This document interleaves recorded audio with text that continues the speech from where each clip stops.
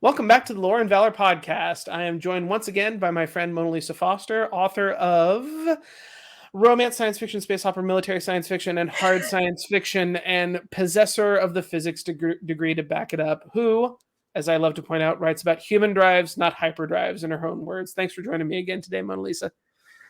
Thanks for having me. I'm glad to be here. Yeah. So we're doing episode 3. Yes, we're doing episode 3. And this Shadow and Bone. Sorry, to be clear, of Shadow and Bone. Monalisa and I have missed a couple weeks due to illness and scheduling conflicts and all kinds of stuff. So we're getting back into our groove here. Right, and so this is where we are going to start the enemies to lovers storyline, which was one of my favorite parts of it, and I don't know. I think it picks up at this point with a lot of the world building, and kind of the action and the plot just kind of starts to roll more. Mm-hmm. Yeah, I'd say Kleegen starts to become a character and not just a presence. I feel like in the first 2 episodes he's just a presence that's kind of there, but he doesn't really have characterization yet. And here you start to get some characterization from him. Yeah, and then we get more fleshing out of how the magic works, and with the different kinds of now I'm like the benders of the different kinds of magic users. I don't know why that sticks in my head more than their own personal term or their own specific terms for this, because we get introduced to the tailor, Genya. Which is that the was that the one in the white dress who's also the healing Grisha? Is that the same, or you're just talking about her tailor who is actually the young woman who does the beauty stuff? Oh, okay, gotcha. So she's a type of magic user, but I think the reason she doesn't have a colored code is to keep her separate from everybody else, because you know how they have them color coded. That's to isolate them in groups, and she's been denied that because she's so rare. Yeah, and I think that's some foreshadowing for what they're going to do with Elena. Gotcha. Yeah, and then she does, like, as long as I understood the scene, she like heals a wound on a scar, one of Elena's scars, right? I think she wanted to, and Elena wouldn't let her. Yeah, but she has the capability, because that's, magic system guy. That's kind of one of the things I took from is, they do have healers. They have made her sufficiently rare to where you don't get to ask, why isn't there just a healer there? Because that's always the problem with having healing magic in anything, is like, it's kind of like having time travel, that it's an easy button for too many solutions if you know it's there. Or like having Superman, there's nothing that they cannot do. You run into that problem. So yeah, I guess the tailors are very rare, and they only do cosmetic stuff. And I think they're the only ones that I've seen so far anyway, that actually require another thing. So like she used the black beads to make her hair darker, and she uses some sort of flower or some coloration to do the color on the eyes. And I think this is the first time we've actually seen that as part of this magic system. I think that's correct. Yeah, I don't recall anything of that sort. Of course, we've been either in the field or in the gritty criminal underworld with Kaz so far. So yeah, this is the first occasion I think we would have had to seen it. So yeah, no, I think it's interesting. She seems to have a good and a good mix of benign and menacing character, because like she comes in, she helps. Elena is not cruel to her, but when she notes, you're sentimental, we'll cure you of that too. That little beat right there is like, so we probably shouldn't just trust this character, even though she doesn't seem to be completely awful. Yeah, there's some very heavy foreshadowing with her character in this. Yeah. I thought that was done well. I like this. It's so funny because completely unexpected threads connecting things.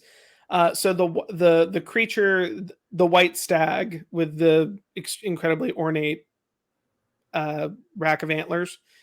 The white stag meme is present in this, obviously through that creature, and I know it's actually a specific magical creature, but it's still by the meme I mean the idea of the white stag and what it represents of calling a hero to adventure, because that's clearly, this is a, you don't have to be a student of the craft to realize the mythical white stag appearing to Elena is letting her know you're now touched by destiny, kid.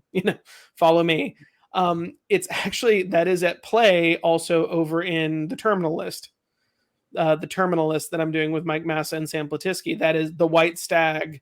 The Arthurian image of the white stag is in the credits of that as well. So it's funny to see that kind of idea proliferate across so many different stories and so many different mediums and genres, that I thought it was interesting that I had made a note of it in the terminal list, and then I watched this episode and I was like, oh, there it is again. Yeah. So I guess it's become kind of an archetype. Now, is it the white stag? Is it the white of it, or is it the stag, or is it both? It's the specific combination of the white stag that the hunter chases not to kill and eat, but to lead on to greater adventure and greater joys. And it goes all the way back. It's theoretically, from my brief internet research, I'm not actually a genuine classicist. I don't want to give myself airs here. But it goes back to maybe even pre-Arthurian myth, but it's at least in the King Arthur legend. Several of the knights encounter the white stag in their personal journeys. I first encountered it in the Dragonlance novels, which were super popular in the late 80s. I know you were more of a science fiction person in general, but I don't know if you ever picked those up. But the paladin character in the first book encounters a white stag that leads them deeper into the adventure, so to speak. So that is something I was very interested to see.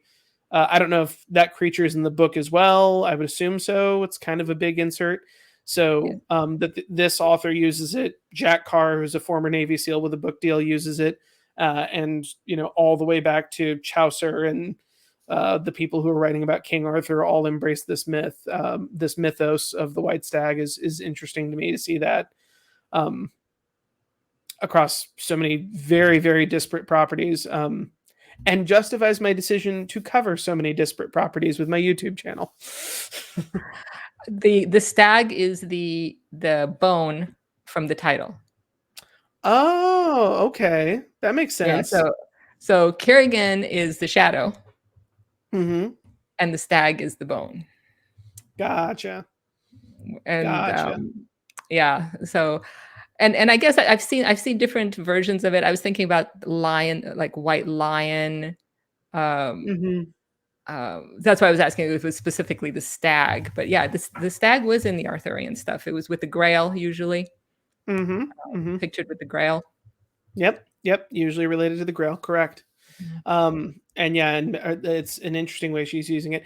Kerrigan is really, we went on and on about how good the casting was last episode, but he is very, very effectively creepy and charismatic at the same time. He does a really good job walking that line. I find it, this is not a complaint, but it is just an observation that I find humorous, that of course she loves to read. Because like, how many authors is like, oh, well, what virtue are we going to give them? Oh, they love to read. Of course, our protagonists all love books and understand the power of them. And I did like the quote, though, because I think we all feel this way, that those of us who read regularly, the world is just a bit of pencil and paper, none of it real, none of it bad, is, good bit of use of her cartography as a poetic expression of her love of escapism, and that it's not necessarily a bad thing. While I do think fiction matters and does inform the conversation, it's okay to just go to a different world and enjoy yourself for a few hours too. Oh, absolutely. So I thought that was good. Absolutely. I think that's where it goes back to its YA roots, right? Because they're that's one of the virtues you're supposed to have. You're supposed to love, especially escapist kind of reading. So yeah, I was not surprised to see that in there. Yeah. Well, and especially while if we were to go back to so Orson Scott Card has what's called the Mice Quotient. I know you're blatantly familiar with it, but milieu, idea, character, event, and you basically like you have like your sliders for what's most important in the story. I would say so far, milieu and character are kind of fighting it out in Shadow and Bone, right? Which is not uncommon for fantasy, right? You know, that like, you know, good characters can exist in any genre. You know, you choose a fantastical setting because hopefully you're going to still do that good character work and have those characters in a place that seems fascinating, sometimes horrifying, sometimes wonderful to a reader who is in our normal, I don't want to say mundane world because the real world is actually much stranger than we give it credit for. But yeah, the setting of this is super interesting and they're doing a good job um, setting up the systems. I will say this is the first time I realized because I think you even said something to this effect. So I'm sorry I didn't really register, but that the divide between East and West Ravka is not just there's the fold down the middle keeping people from traveling, that there's also a political strife here between the two sides. I didn't realize that part of this is not only the war, it's also this is a rebellious province as well that is perhaps going to break away, that we need to seal off the fold, not just to win the war, but to make sure we don't end up divided into two kingdoms. Yeah, and it's going to be I think a big part of the story going forward. I think that's why they started bringing in the king and the king's the apparat, the king's spiritual advisor. All of those things are going to kind of start coming into play. And you're right about fantasy being mostly milieu and character. That's one of the big differences in between fantasy and science fiction is you've got milieu and character outranking things in fantasy, but not necessarily in science fiction. Well, and it's we I would say I think you'd agree with this, that especially the golden age of sci-fi, depending on which author you're talking about, idea for people like Asimov and Clark, and to some degree Heinlein. You know that the idea of the story was really much more powerful than it is today. You know, the 9 billion names of God. You know, that is an idea story. I can't tell you a thing about the characters in it because nothing about them stood out to me, but I can remember the idea of it. Lifeline. I mean, I do remember Dr. Pinero. He had, you know, he had a personality, but the real point was the question of what if what if you really could calculate someone's dimension along the time axis accurately, and what does that do to the insurance companies, you know, amongst other things. So yeah, no, I think you're right. I think maybe we're seeing that start to, you know, there are definitely people who still this is a whole debate and we're very much off on a tangent from Shadow and Bone, but I don't care. This is stuff we both care about. There are still people who write idea stories, but I think you are seeing more emphasis in general on trying to do character driven stuff, whether it's whether you're on Spaceship or Dragonback in general. And it depends on what medium too and who you're talking about, because I see so many large budget studios just utterly failing basically on every axis, but especially on the character axis, that they'll have a plot outline and it doesn't matter whether the actions taken by the characters are actually in keeping with what we know about them or not. I'm looking at you, Kenobi. You know, like they'll completely assassinate a character. Well, because this is the story I wanted to tell. Right. But yeah, so far I will say that is one thing Shadow and Bone does not fall into. Everyone is acting logically based on what their motivations are. Now they got some other things that I question that we'll get to eventually, but so far everyone's acting in a way that makes sense. I also appreciated again that like the just the tinge of Stalin-esque propaganda in West Ravka. East is where we are, West is on the other side of the fold, right? I'm going to say yes. I think you're right. I'm gonna guess that it's that, but that you see that like they're definitely like they're not just, it's not flagrantly Russia, but like they definitely are taking some good inspiration and that it's Mhm. like, oh yeah, they're revolutionaries against this corrupt old monarchy, but maybe you should be careful about trusting them too.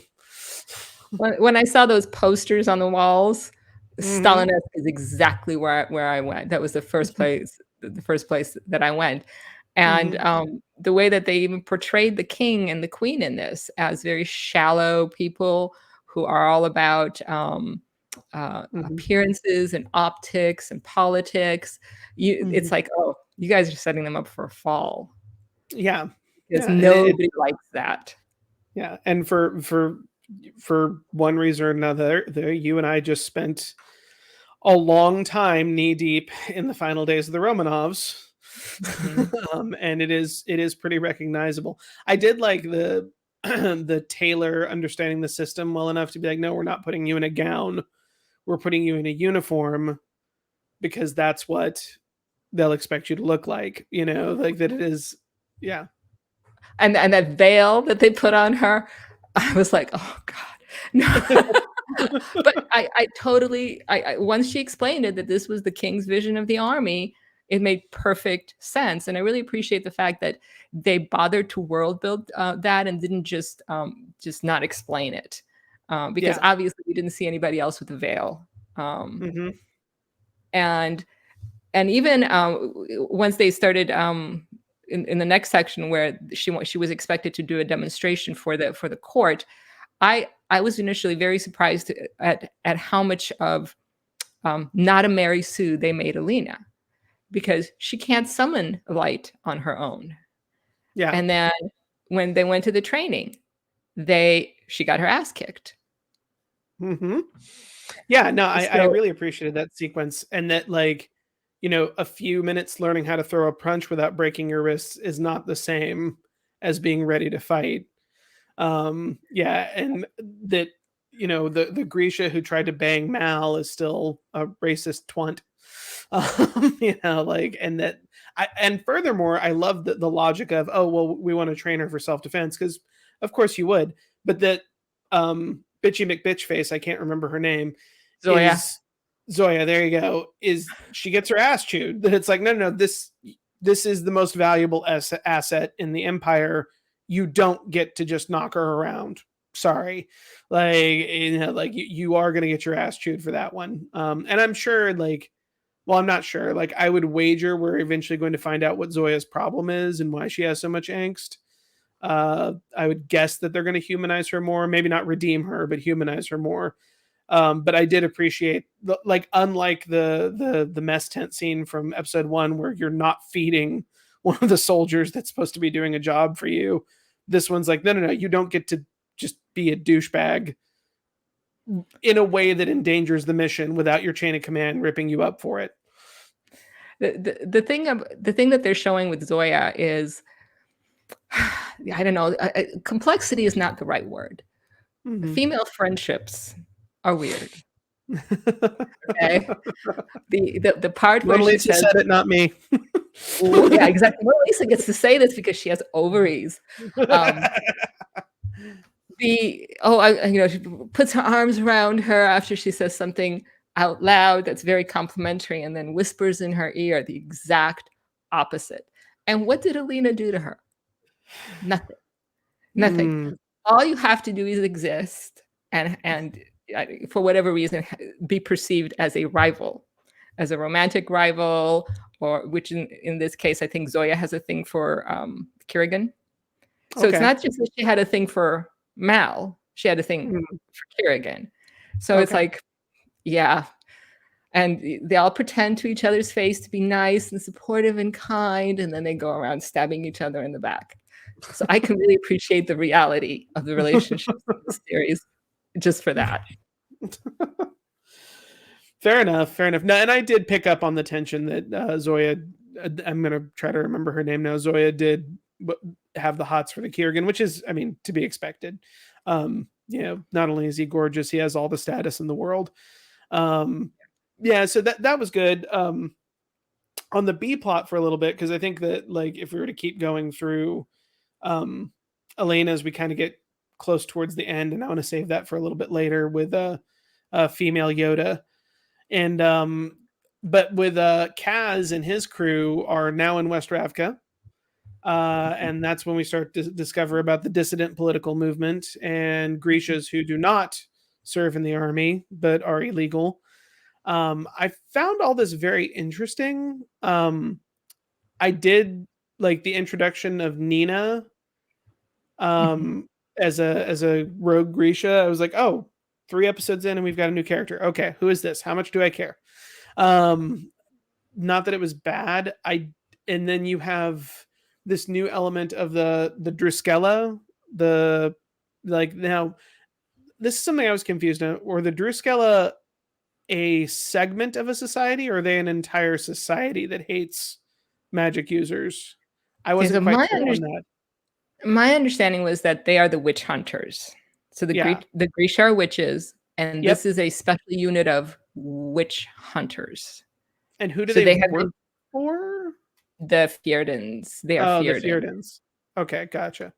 But I think their entire society has a thing against the Grisha, Mm. against magic users in general, not just the Druskella. The Druskella are just specially trained to capture them. Okay, and they have their special unobtainium that cancels out magic if a witch is bound with it, I guess. Uh, so I guess if you tie their hands so they can't get their fingers together, that Hmm. neutralizes their power. Oh, I, okay. I think the way that they take that bola thing and they launch it at Nina, and it Hmm. catches one of her arms. So now she can't do her magic finger Hmm. motion thing. So I Yeah. guess that's how you neutralize them. Oh, I guess my brain went to it was made of some special material or something, that it was forged from cold iron or something, like in the old That, myths how you used to counterfeit. But yeah, maybe you're right, and it is just a matter of restraining digits. You've read the book, so you probably know better than I do. I don't recall there being a factor with the metal, but Okay. um, that was more than 24 hours ago. So. I get it. I get it. Yeah, it's uh, whew, a lot of stuff going on in Yes. for all of us. But for this plot line, you get so the introduction of the Druskella, who are witch hunters. So now there's something to threaten any magic using character with. And we have Nina working on what appears to be the youngest Druskella, who, despite his protestations, clearly has an issue with what they're doing, and hesitation over binding women into cages, as hopefully most humans would. And so that'll be. I'm interested to see where that goes. I'm not opposed to that plot line, although it is another thing to track. The introduction of alabaster coal as an idea and taking a train through the fold. This is the subplot. Like, I like Kaz as a character. I like um, Inej. Inez, Thank you, Inej as a character. Jasper is all right. But the whole idea that, like, oh, it's impossible to get across the fold. It's impossible to get across the fold. But this one dude in this train, yeah, you can take this train, and it's like, yeah, no, like yeah, it's a little I difficult for agree. me to buy. Yeah, and that so they're going across the fold and it's all scary, and you know that the fold monsters are nigh unstoppable, and they jacked up a Ravkin skiff that was trying to get through the fold in the first episode, and oh, it's hopeless, they're going to lose, it's hopeless, they're going to lose, and then Jasper shoots one and it dies. Yeah, it was in the script. I mean, yeah, It's the and I reverse hate of this. plot armor. Yeah. It's plot armor, and I hate that too. And I mean, I'm not going to excuse it. I think Yeah. that a lot of the stuff where they bring other things in, so what they're trying to go for is uber tension at the beginning to Mhm. reel you in, and then they soften things up. Yeah. And you see it done in a lot Yeah. in a lot of stories. It's almost like it's Sure. almost expected. But yeah, you're right. I I don't understand the logic why a single Mhm. gunshot wound or a single gunshot wound would kill the creature. Maybe if it got, I don't know, did he shoot it in the mouth and it went into its brain, or I don't know. Well, but the thing is, like, it's like, oh well, like trying to do the mental exercise of like what they would say to us if they're in the room with us. Like, no, no, no, you don't understand. Jasper is like a magically good shot, and it's like, well, but if I take 100 riflemen, like into the one of them fold is or going to a hit. cannon Yeah, or yeah, like or what do you call those things where you put the big spears, like it's like really a big, harpoon gun. Yeah, a harpoon gun. or a Okay. ballista. Yeah, Or yeah. Yeah, so I don't know. It was yeah. one of those things where, okay, they've got me so invested in the characters Then I'll that forgive them for it. Yeah. I'll kind of forgive them for it. The thing about the conductor, which I found interesting, okay, I can believe there would have been a train track already there, and that maybe this guy is just really smart and he Yeah, figured out a from way to the get old there. days before the fold, he found an old train track. Okay, yeah, Yeah. Then you've got that thing where at the end the track thing comes up in front so they can finish going all the way through. yeah. Oh, okay. The thing I liked about that whole sequence, I'll be honest with you, was the goat. He The had ghost. anticipated the need for an emotional support goat. So I got all the ooey gooey feelings of aw, because I really was worried they were going to kill the goat, and Yeah. they didn't. So as long as the goat got to live, I was happy with that sequence. Priorities. Priorities. Exactly. It was a cute goat. Exactly. It But was a you're right. very cute little goat. If you think about it logically, a lot of this stuff doesn't make sense. Like I even know, this but skiff going across the sand without catching on fire. yeah, Yeah. yeah. Well, and I'm willing some of that stuff. I'm just like you've communicated to me with your genre conventions, so cool, you know. But they did such a decent job, good job, with the ambush and Guns v Magic. Like that they've done such a good job with some stuff that when this happened, it was like, oh, but ah, like you Yeah. did think about it earlier and you didn't think about it now, and it doesn't ruin the story. Like I know I'm harping on it, but it's not like it really ruins the story. But it is disappointing after they showed the effort in the first couple episodes to be like, you know what, Jasper just shoots it because we painted them into a corner we can't get them out of otherwise. Um, Right. yeah, that was. I mean, if that's the biggest complaint, that's fairly minor still. But yeah.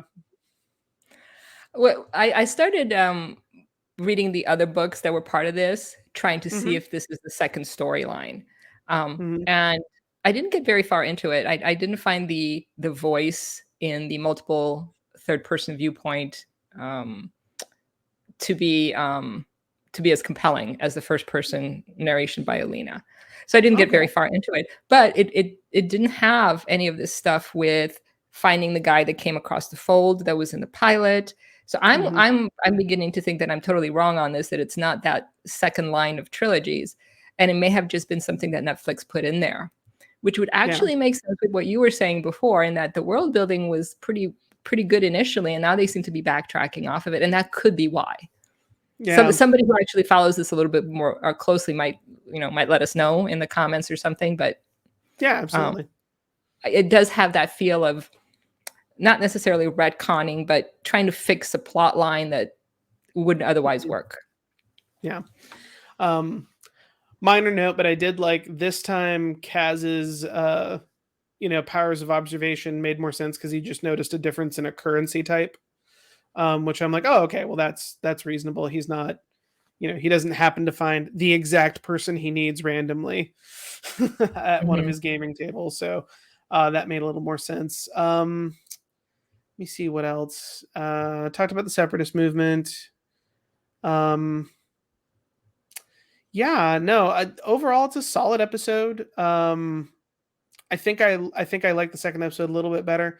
So we close in and we meet the grumpy female Yoda character who's going to be Elena's master. And, early on in the season, pretty predictably, she just kicks her out of the training area, and says, go do a self discovery before you come back. It's like, you're not ready yet. Go away, get ready, then come back. Although, like, as much as that was kind of tropey for me, I do like her point about, yeah. Well, while I certainly encourage people to learn martial arts and self defense and be in good shape, Elena is unlikely to be punching her way out of problems, so it maybe is not the wisest expenditure of her time to have her doing karate. And so she was supposed to be in the army as now she was a cartographer, but apparently she did just go to fork and knife school, because she arrives at this Grisha dojo place really not knowing how to do anything. And I really like Bagra. She's the character. He just takes a stick to her, right? Just starts hitting her.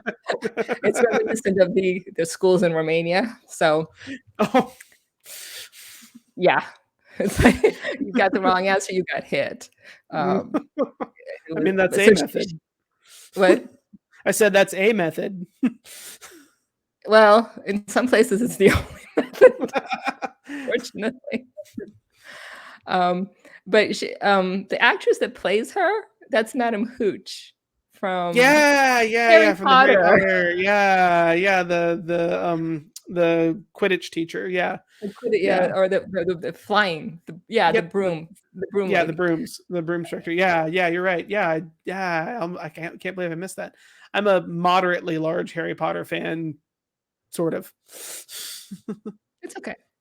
Yeah, no, I think the another tangent, but I think Harry Potter is a victim of overhype. I think they're perfectly fine books.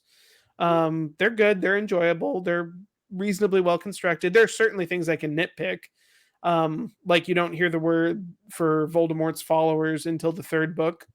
And it's like assuming that someone had been talking about Hitler for 3 years without saying the word Nazi the whole time and having to explain it. So, like, there's stuff like that I'm definitely like, oh, but overall, I like them quite a lot. I do think that they're a start point for reading, and that people should definitely read more. And that there are, in fact, better books. But I don't get on board with the J.K. Rowling hate, either for the books or for her, her voicing her own opinions online. I don't climb on board for any of that. So yeah, I'm like I said, a moderate Harry Potter fan. And I think I'm probably right there with you. I mean, my kids enjoyed them somewhat, but not to the extent that some of their peers, and there was a lot of peer pressure thing to like certain things, which I never appreciate. I'm not getting the sense with this. You don't say. Well, I mean, okay, you have to deal with your kids coming home and they're trying to fit into a new school, and I don't like that kind of I don't like that kind of thing. What I found, but I agree with you. Sometimes they bring things in because they didn't think about them at the beginning, and I think that once you get a large enough fan base for this kind of thing, your fans or other people are going to come up with an appendix to explain all the things that didn't make sense, and that you weren't even thinking of in your first book or your second book or wherever, in order to explain why it was mentioned. So I think that's a perk of just doing really well, is somebody will come up with a patch. Yeah. Like in programming, they'll come up with a patch for your world. Yeah, in the study of history, we say victory covers a multitude of sins. There's nothing that keeps you going like winning. Right. And then there's another one, something about success has many fathers, failure is an orphan, or something like that. Yep. Very true. Yeah, very true. That comes into play too. But like you said, it's not enough to make me go, I'm done with this, because it has all this other stuff that I enjoy about it that more than makes up for it. They keep talking about Kleegen as being an amplifier, and I think that's just really good world building because of where I think they're going to be taking it, and Bagra she's a delightful character for me. I really your spirit animal. Yeah. What? I said your spirit animal, along with the lady who runs the orphanage. Yeah. Yes. Very much so. I figured you figured that out. Oh, we've been friends for a minute. But the thing I like about the concept of an amplifier is I think it is very interesting, and a good archetype, that there are characters who may be very personally powerful. We know that Kerrigan is dangerous in his own right from when he rescued Elena, but that I enjoy characters who their biggest power is their effect on other people. Whether it's amplifying, manipulating, leading, for either good or ill. Like, so I'll go ahead and use a Marvel example from back when I thought it was actually still mostly good. Is that Steve Rogers, Captain America, his power was not that he was super strong or super fast. It's that he inspired people, that everyone he came into contact with for any length of time did not want to let him down. And that was his actual superpower. And I kind of like a dark mirror of that in Kerrigan, that it's like, no, like he just makes people more powerful. And his moral compass, you're not entirely sure where it's pointed at all. And I enjoy that character too. Like, I enjoy paladins and I enjoy fallen paladins. As long as there's reasoning behind what they're doing that I could kind of cotton on to. I saw Kerrigan as a fallen paladin. And the thing that I honed in on this was I was hoping they're gonna take it, is that you have this team of Elena and Kerrigan, because he's her amplifier. So far she's really only been able to use her power around him, right? Right, only if he's touching her. And since they also introduced the other storyline, which is an enemies to lovers trope, that my brain went, okay, so we have two enemies to lovers, or adversaries to lovers, or whatever lines being set up, because that's kind of just where my thinking goes. And that it was important, and they're going to end up working together, and they're going to end up being unstoppable because they're working together. That's where I thought it was going. And well, I'm not going to spoil it. Yeah, I'm still going episode by episode, so we'll see. Okay. Then I won't spoil it. Okay, cool. Anything else? I've gone through most of my notes. Is there anything else you'd like to add on this one? I think we've covered most of it. I don't have anything like that really stands out that we haven't really talked about. I liked the idea of there being these Grisha rebels that didn't want to be part of the second army. And they kind of teased that with those people that were trying to get away from East Ravka. But now they're kind of ramping it up. And we have a named point of view character, right? In Nina, who is one of them, right? Right.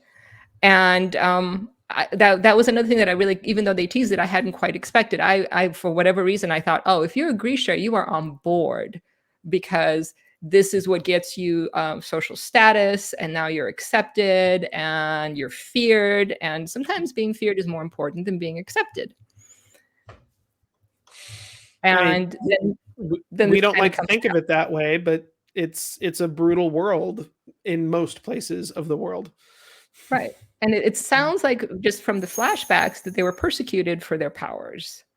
So I could totally see that. So I was glad to see kind of this storyline get going, just because it explains it, and it provides a lot of additional conflict for the story. Yeah. I'm eager to see where that plays out too. And I'm eager to see, like, don't tell me, but I'm guessing at some point we're gonna get a collision of the A plot, B plot, and now C plot at some point. They're going to. I mean, we know the B plot. Like, we didn't mention it this turn, but we know Kaz is trying to go kidnap Elena and bring her back. Like, that's his mission, right? Like, that's what he's been paid to do, which is a little insane. More than a million Kruger. Yeah, $1 million Kruger is the reward for it, which I'm going to assume is a lot of money. Yeah. Well, I mean, we would assume, like, so they're in, just for shits and giggles, they're in a society where the height of technology are trains and revolvers and things of that nature. They don't seem to have automobiles, and they don't have heavier than air flight. So assume that a 100,000, like let's assume at least a factor of 10, right? The inflation would have been a factor of 10, so it's probably at least 10 million equivalent of US Mhm. dollars, and probably maybe more like 100. So yeah, I assume it's a set for life amount of money. Well, the conductor tells us it is because even his share of it, he said he Hmm. can retire, that he doesn't have to Hmm. do anything more dangerous. We know that Inej from her share plans to buy out her freedom, Hmm. uh, and that Kaz gets his club back. Hmm. So Yeah. yeah, it's a lot of money. It doesn't sound like a lot, but it is for their Yeah. work. It's like the Dr. Evil $1 million. Yeah. Dr. Evil, 10 that's not a million. lot of money these days. Yes. Isn't that sad? I remember when having $1 million sounded. I mean, I still don't have $1 million, to be clear, but I remember Oh, when yeah. thinking that $1 million was you don't have to work ever again, which is not really the case anymore. Which I don't wonder. I wonder how many people realize that nowadays, that $1 million would not last them a normal human lifespan. Yeah, I don't know. Mhm. I it all came home to me when they started that whole genre of billionaire romances. Millionaires were not enough. You had to be a billionaire, and yes, there's a reason for that because you do. Yeah, the inflation changed the first letter of an entire subgenre. Yeah. Good stuff. Uh, well, on that note, I think we'll go ahead and start closing out. Mona Lisa, I am reading the super secret project that we can't announce yet, and it's really good so far. I'm very excited for Oh, when we good. I'm can talk glad to about hear the that. super secret project. What else is out now, and what should people be looking for? I finally remembered. Yeah, Whee! there we Yeah, go. Yeah, okay. that is So some Kurt Miller artwork, isn't that? it is Kurt Miller, and I redid the fonts. So anyway, this Okay. is the first book in my series, and Okay. I finally remembered to actually pull one out so I could show everybody. Um, I don't have a publication date for the next story, which is going to be in Les Johnson's anthology. It's a hard science fiction short story. So I Hmm. have the Ravages of Honor series, and I've got the Robo Soldiers story, the story in the anthology Robo Soldiers from Bane. That's my Hmm. most recent one. Cool. And you're going to Dragon Con this year or not? I am not, Okay. for various reasons. No, not this year. I'm going to be at FenCon. Okay, cool. Yo, yeah. I will not be at FinCon because they keep scheduling it right over my anniversary, and some things are more important. Um, Pisses me off though, because I would love to come up to Dallas to hang out with you guys at FinCon, since it should be, I mean, it should really be my home convention, but I've Yes, stayed no, married for 17 years and I intend to stay that way. um, but yeah, have a great time. I think that looks like it's going to be fun. You guys got quite a lineup coming for FinCon. So yeah. if you're in the Dallas area on Mhm. September 15th through 18th, or 16th through 18th, Yeah, that sounds right. September around that 15th. time, that weekend, then you can meet Mona Lisa and talk to her about her work at FinCon in Dallas. As always, links to Mona Lisa's work will be in the liner notes below. And I'll go ahead and put Kurt Miller's stuff down there too. He's a really great artist. You guys should check him out. That is all the time we have for Lore and Valor today. I hope to see you next time. Oh, I'm such an amateur. Please please click like, subscribe, leave us a comment for the algorithms, and if you're listening to this, please consider leaving us a 5-star review on your favorite podcast venue. We're available on most of them. That's all the time. That is actually all the time we have for Lore and Valor today. I hope to see you next time, and until then, keep up the fire.